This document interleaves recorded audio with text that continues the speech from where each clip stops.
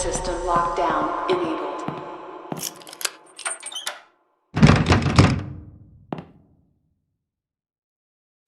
Ever since my first day working here, I've felt a little strange. Now, after what happened that day, things seem to be getting even stranger. I'd even go so far as to say creepy. I've been an embalmer for years now, and I'm very passionate about my job. I've always felt comfortable with what I do, so it's pretty unusual that I feel this way. 2 of my colleagues have died. I had to embalm them both. However, grief can't explain this feeling. Up until just 4 days ago, I hadn't even known about the history of this funeral home. I already knew that it was ridiculously old, but what I didn't know was that it allegedly harbors some kind of powerful aura which traps and torments the spirits of people who have died in a state of grief or fear, and have at some point been associated with the building in one way or another. These associations apparently include those occurring post-mortem, such as embalmings and funerals.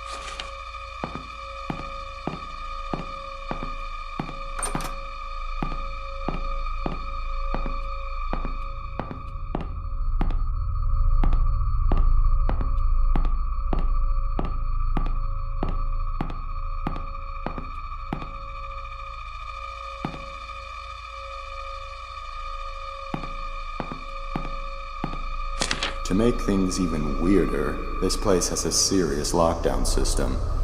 Yesterday was the first time I've ever seen it used, and many of the workers, including myself, were ordered to wait in the family room until the situation was taken care of. No one I've spoken to about it knows why it was done, or at least they won't say. All I know is that these safety glass windows and electronic gates appear to be designed for keeping things in rather than out. I was the first responder that day. I was the first and only person to make it to Myrtle's side before she passed away.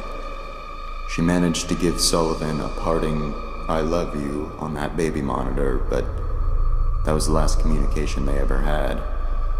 The last thing she ever did was give me that piece of paper. It was a short poem she had written for Sullivan earlier that day.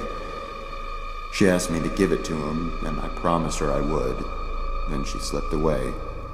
I guess Sullivan had picked up by Myrtle's weak rasping in the baby monitor that something was happening to her, because soon after she'd passed, he came running into the hall from the upstairs arrangement room. But he was too late. She was gone. That's when he broke down. I'd never seen him show so much emotion towards Myrtle before. Then, of course, the rest happened. I'll keep my promise, even now. It's all I can do for my dear friends.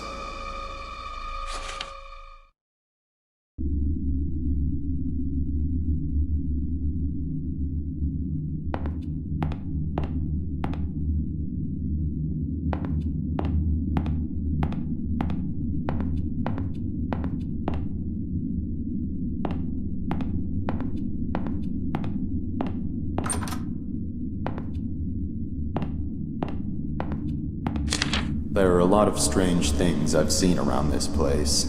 For instance, the fireplace that isn't even a real fireplace.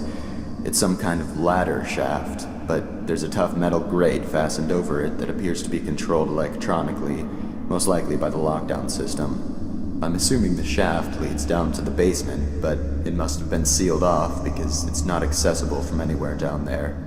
Another thing I've started wondering about is a metal handle that's been sitting on Michael's desk for about a month now.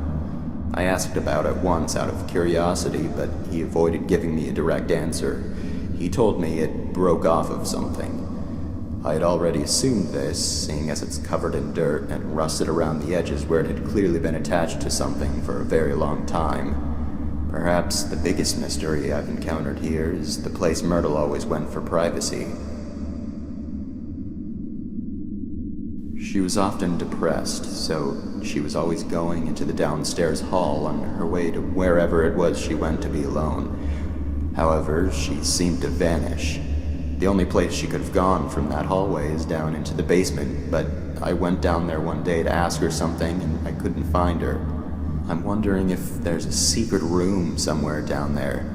After all, I did learn from Michael that this building is from the 1600s, long before it was ever a funeral home. Buildings as old as this one sometimes have quite a few secret areas.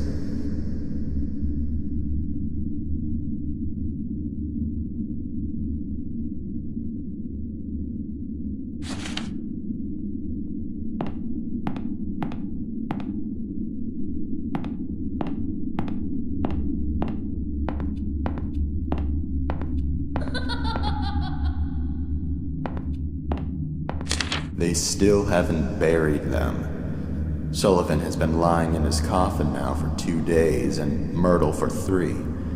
Because Conrad refused to touch Myrtle's coffin after her funeral, it had to be put aside so Sullivan could have his. Conrad still simply doesn't want to have anything to do with the burial of either of them, even if all he's doing is preparing a future grave without actually touching the coffins. I'm starting to wonder if he had some type of unpleasant encounter with Myrtle and Sullivan's coffins, or he heard some absurd rumor about their corpses.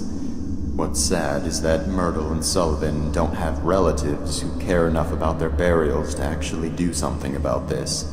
Michael was embarrassed to have to tell all the relatives and friends that the actual burials couldn't be held yet. Even so, none of them objected. Maybe they just didn't see a point in doing so, considering the person they would be doing it for is already gone. I don't know. As far as feeling nervous around coffins, I do get a strange vibe now in the visitation room. The atmosphere in there is starting to feel different. The air feels heavier, a little bit oppressive even. It seems to be more noticeable today than it was yesterday.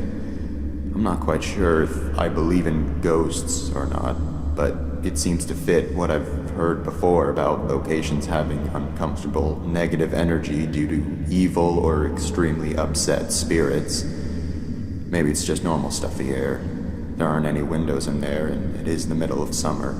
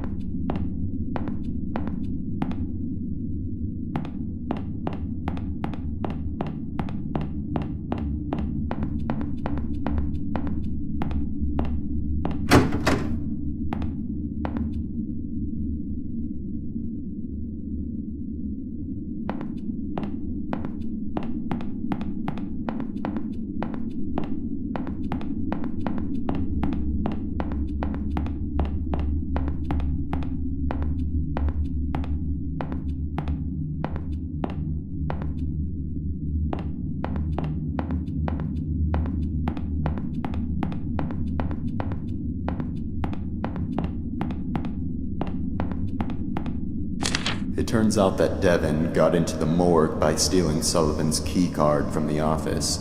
Mrs. Raines had been in there and forgot to lock it when she left. Nobody knows exactly how the kid figured out the passcode, but considering what a flake his mother is, that's probably just something else she inadvertently compromised. They're burying Sullivan with a few of his belongings from the funeral home. I guess because he had worked here for so long and was so loyal to his job. Michael revealed that one of those belongings is Sullivan's key card. Of course, they would need to deactivate it from the system to avoid any breaches and the chance that it was stolen, but then again, Mrs. Raines would be the one who would do that. I discovered earlier today that Devon had stolen the system lock override key as well and hidden it somewhere in the building. This has got to be the most troublesome, ill-behaved kid I have ever encountered.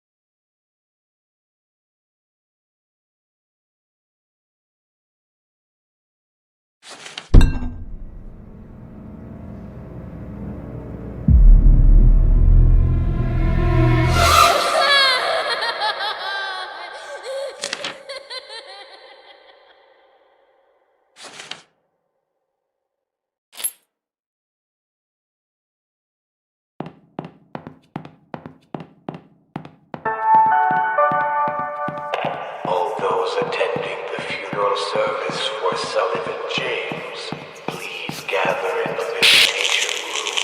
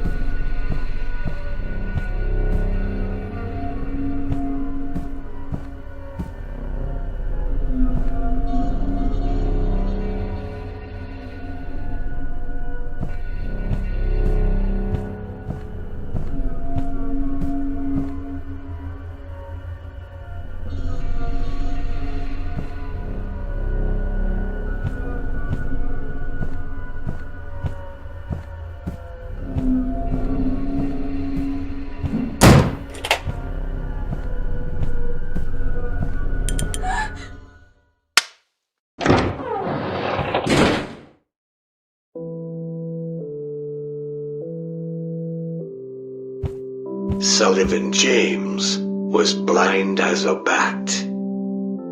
Sullivan James fell down flat. Sullivan James is withered and blue. Sullivan James is coming for you.